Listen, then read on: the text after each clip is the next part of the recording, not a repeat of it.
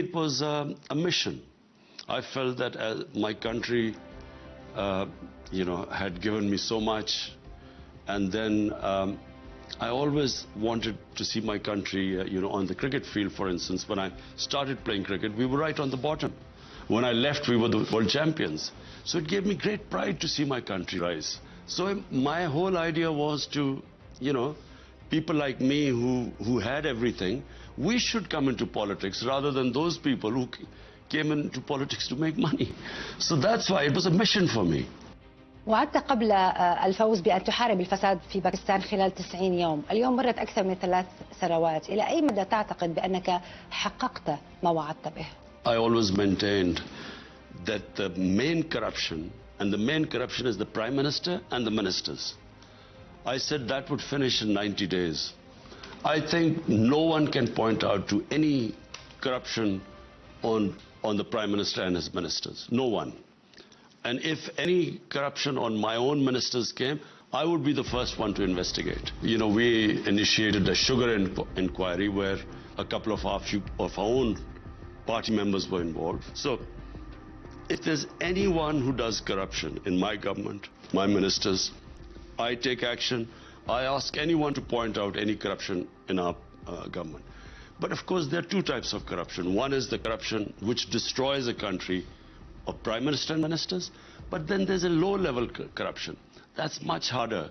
Because when a society gets used to corruption, when the government officers at low level get used to taking bribes, it takes a bit longer. And in our case, it's through automation we hope to eventually get rid of corruption, where there's less contact between the government officials and the people. And that's what, for instance, the tax collecting agency, that's what we're trying to do, to bring in automation. أغلب السياسيين في باكستان يعينون أقربائهم في مناصب حساسة بحجة ضمان الولاء. دعني أقول أنت لم تقم بذلك. ألا تخشى أن يتآمر عليك من حولك؟ Our role model is our Prophet Muhammad sallallahu alaihi wasallam. His 2 great qualities were Sadiq and Amin. He was truthful and he was just. So when you're just, and that's the 2 essential qualities of being a leader, then you have to appoint people on merit. Not because they are your friends, not because they are your relatives, because they deserve to be in the position. And if you look at the successful Western democracies, the leaders are honest, they are truthful, and they are just, and they award merit. So it's only when countries degenerate, when they have poor leadership, when they don't have strong institutions, that they bring in their relatives and they bring in their friends.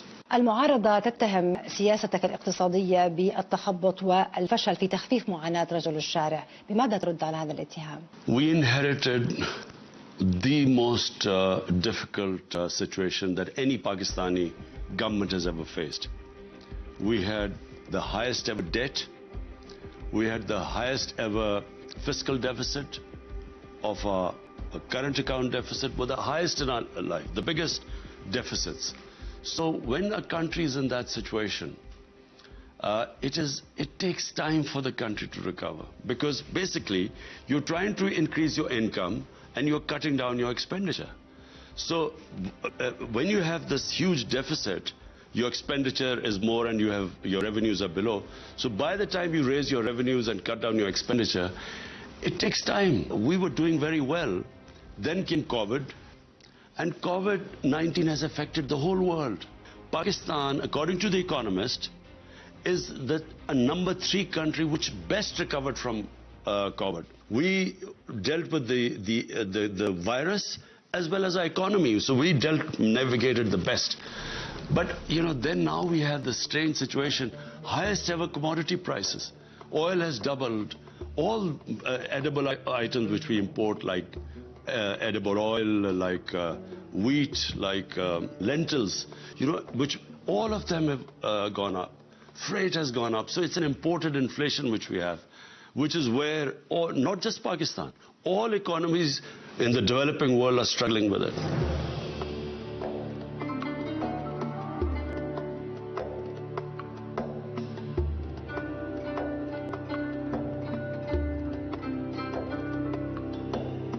لديك توجه لتنظيم القطاع التعليمي لا سيما المدارس الدينية، ألا تخشى من ردود أفعال حادة دعني أقول من الجماعات الدينية التي ترى بأن مدارسها خط أحمر؟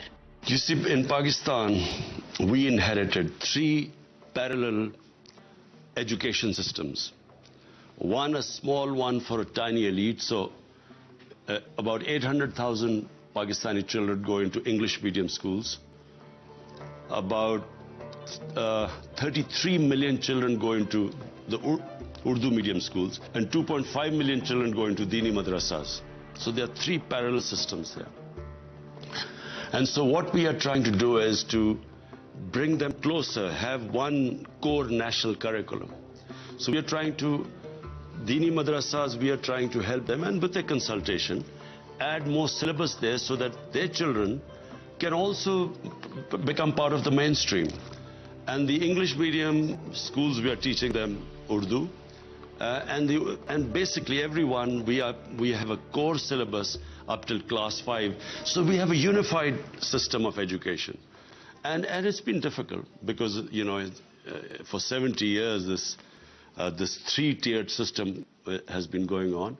But I think there's a consensus in Pakistan that, like everywhere in the world, we need a core curriculum to be the same. تم تصنيفك أكثر من مرة بأنك واحد من أبرز 500 شخصية مسلمة في العالم وأكثرها تأثيرا. كقيادي مسلم، هل لديك أي استراتيجية لتوعية الغرب حول الإسلام الحقيقي؟ The problem with Muslim leaders is that they have never actually tried to explain Islam in its true essence to the Western countries. And therefore, when Islam gets maligned, there's propaganda against Islam, there is not a proper intellectual response from the Muslim leadership. So therefore we have this phenomenon of Islamophobia, especially after, for instance, 9/11.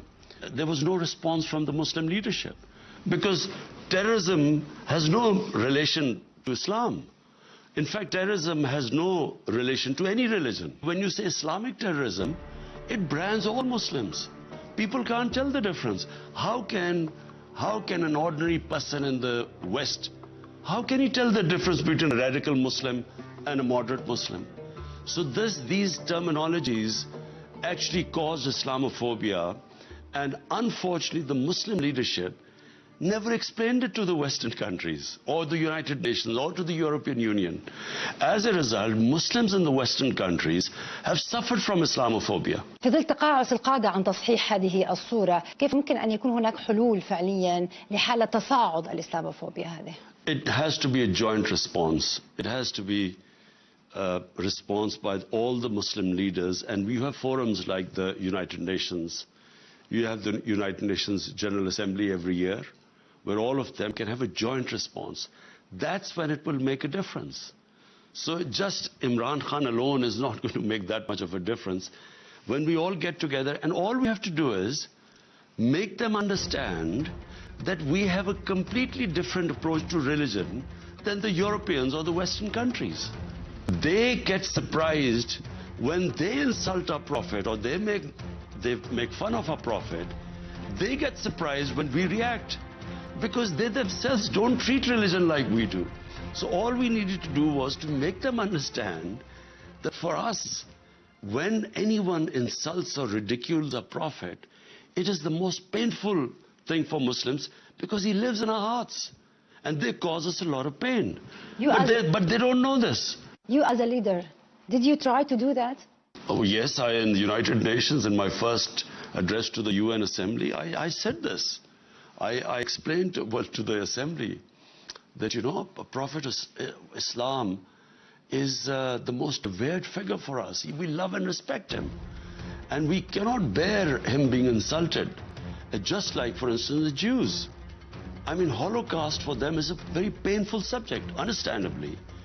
And, you know, they don't like anyone even misinterpreting or having another version of Holocaust. They find it very offensive because it's painful for them.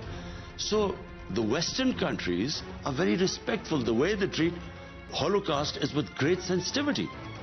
We want them to treat, when they talk about our Holy Prophet, with the same sensitivity. But that can only happen if we as heads of Muslim state all together bring this up and make them understand this.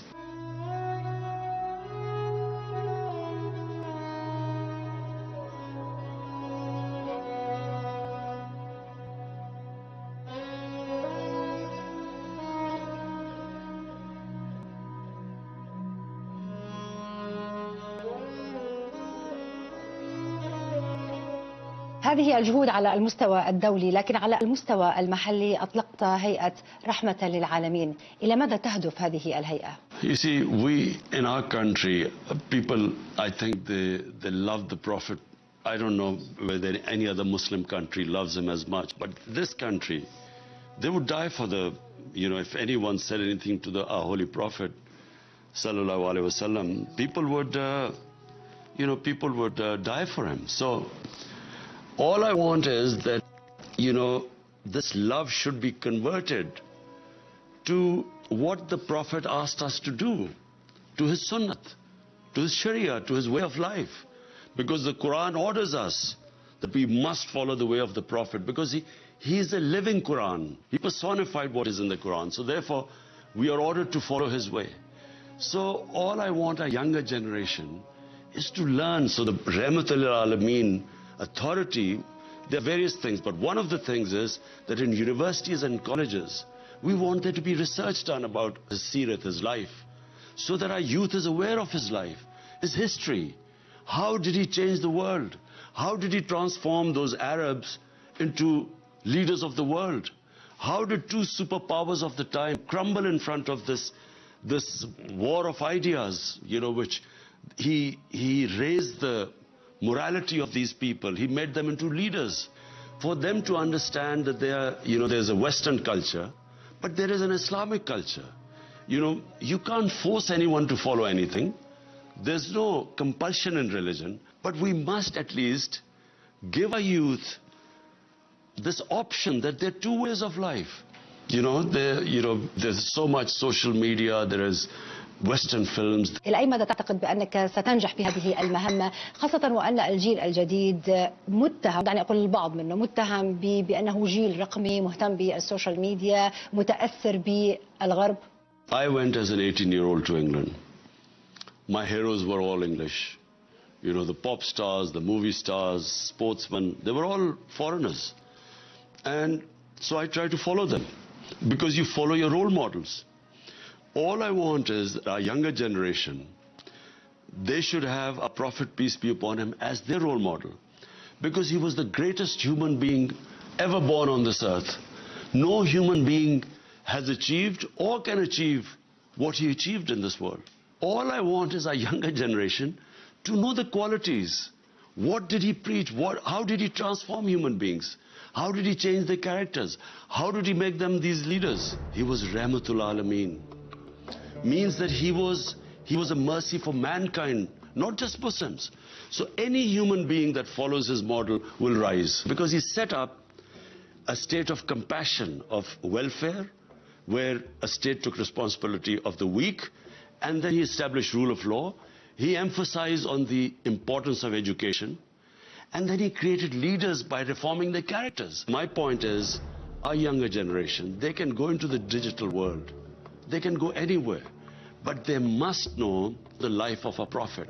That is the idea of this authority, that a younger generation, which is now bombarded by information, social media, they must also know the way of a prophet. تسعد إرساء حياة النبي محمد صلى الله عليه وسلم على حياة الشباب. أنت كيف تطبق هذا النموذج؟ Well, it was about 30, at the end of my cricketing career, when actually I changed courses. It was through a great Sufi who, all the Sufis are lovers of the Prophet. And so he sort of changed my direction, and I was already seeking anyway. So the reformation of your character starts. The moment you change your directions and you make the Prophet your role model, so then you start reforming yourself. It's not like a button you turn on and off. it is a constant reformation of character. So when you pray 5 times, all you ask is, you keep asking Allah to show you the way of those He has blessed, and He's blessed our Prophet most of all, not the other way, not the way who've gone astray. So all your life you pray that, which means all your life you're trying to reform your character. في ظل التطورات السياسية وسيطرة طالبان على أفغانستان، ما هي خيارات باكستان للتعامل مع الوضع الجديد؟ You see, it's a very difficult situation for Pakistan because the United States, which is the leading power, they're in a state of shock of what has happened in Afghanistan, because they never, the people of the United States thought that they were bringing in democracy and nation building and liberating the women. That's what the people in the US thought. So when suddenly the Afghan government collapsed and the Afghan army gave up without a fight and Taliban are back in power, they can't understand what's happened, and there's a lot of anger in the US. So they're not thinking rationally. But what they don't realize is that we're talking about almost 40 million Afghan people, human beings. And if they do not get aid very quickly, if they do not help these people very quickly, which already were 50% were below the poverty line, then there's going to be a huge humanitarian crisis. Chaotic Afghanistan could again have international terrorists. Already they have ISIS. And if that happens, you must remember that US spent 20 years in Afghanistan and NATO. They spent over $2 trillion. So after all that, imagine if there is chaos in Afghanistan, if Afghanistan is worse off now than it was when they came in 2001. So therefore it is very important for them to help. And unfortunately, if things go wrong in Afghanistan, Pakistan will be the biggest sufferer because we have a 2,600 kilometer border with Afghanistan. في ظل هذا التوتر لدى الجارة أفغانستان، كيف يمكن أن تحمي باكستان منها؟ This is a big worry for us. If Afghanistan descends into chaos, there's very little Pakistan is going to be able to do, because when after the Soviets left in 1989 and Afghanistan descended into chaos and a civil war where hundreds of thousands of Afghans died, there was a fresh wave of Afghan refugees. So Pakistan already hosts 3 million Afghan refugees, and if there's a further destabilization and chaos, Pakistan will be the country that will suffer the most. There's not much we will be able to do. If we close our borders, how do we justify if there are people on the border and in dire need of humanitarian help? It's a very difficult situation for Pakistan.